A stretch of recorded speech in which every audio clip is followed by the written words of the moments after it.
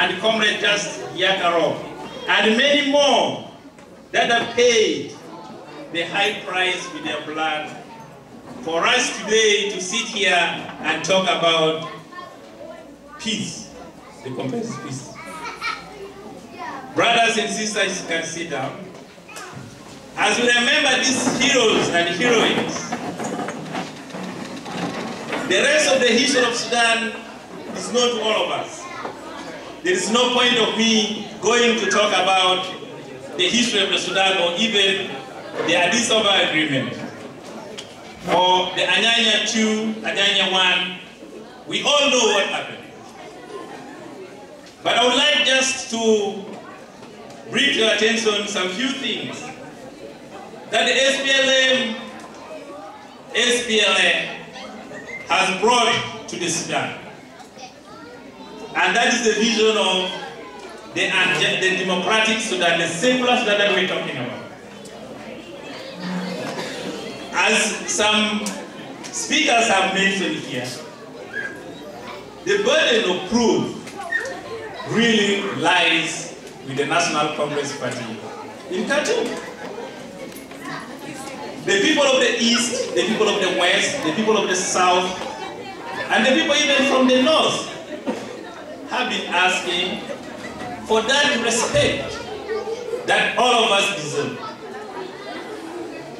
But a few in Khartoum think they own everything. But the reality is, they have to use, it's too late, I cannot say it's too late, we are left with very few months for the government of Sudan to prove itself. Garang have given us the vision.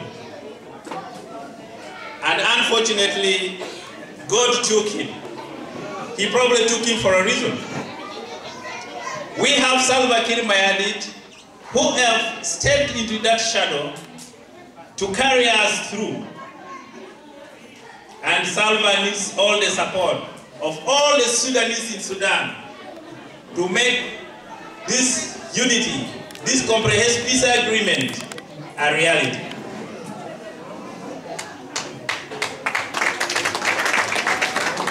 But in reality, the government in Khartoum is tying Salva's hands. You must have heard, you must have read that the government in the South almost went bankrupt, simply because the government in Khartoum is lying to us of how much oil is being taken and how much money comes in and how much money should be given to the people of Southern Sudan and the Nuba Mountains and the Ngasna. Now, who is breaking up the country? Is it Salva? Is it the Southern Sudanese people? Or it's Bashir who is actually interested in his own agenda? And that agenda is to cling to power, divide and rule. Well, his hands are tied, but we can't sit back and just complain. Since the signing of the Comprehensive Peace Agreement in 2005, when the SPLA and SPLA marched into Juba, they found that there is nothing to start with in the first place. And you know, if you move to a house where there is no chair for you to sit, you might be expecting some problems. And that is the problems that the government experienced in the last 3-4 years. But the people of Sudan are resilient because the war have touched each and every family, whether being in the south, in the north, in the east, or in the west. That war have touched lives. We, as a government, are interested in peace in the whole of Sudan. And that's why the position of the government of Southern Sudan, the position of the SPLA party, which is the ruling party in Southern Sudan, with the majority of members, their position have always been, let us use the negotiating table to settle the problem in Darfur. Let us use the same modality that we got in Southern Sudan to try and maybe bring peace in Darfur. Again, the NCP are turning deaf ear to that call. In the South, the government have established institutions. They have established governing institutions. They have renovated some schools. They have brought health care. They have 10 state governments established. And they have commissions. Today in Southern Sudan, I can call from here to the village in Ye and I'll talk to somebody on the phone. Is that not progress?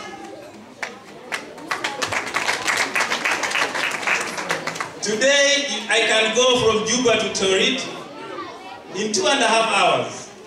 Before it used to take me 5 hours. Is that not a progress? We have what is called the Southern Sudan TV today. And I can watch it here in Canada. It is there. Is that not a small progress? The government of Southern Sudan, mandated by Article 46 of the interim constitution, have the right to establish liaison offices in the world, in countries that will support the interests of peace in Sudan. And I'm also proud to tell you that we have established 11 liaison offices that are headed by Southern Sudanese to lobby these governments and non-governmental organizations and the private sector to come and invest in Southern Sudan. Canada is the number 11, and hopefully soon we'll have another one in London. The SPLA have also maintained, because of the vision of the late chairman, they have maintained a very strong working relationship with the people in the Blue Nile and the Nuba Mountains, because we have signed also protocols for these people that it has to be implemented fully.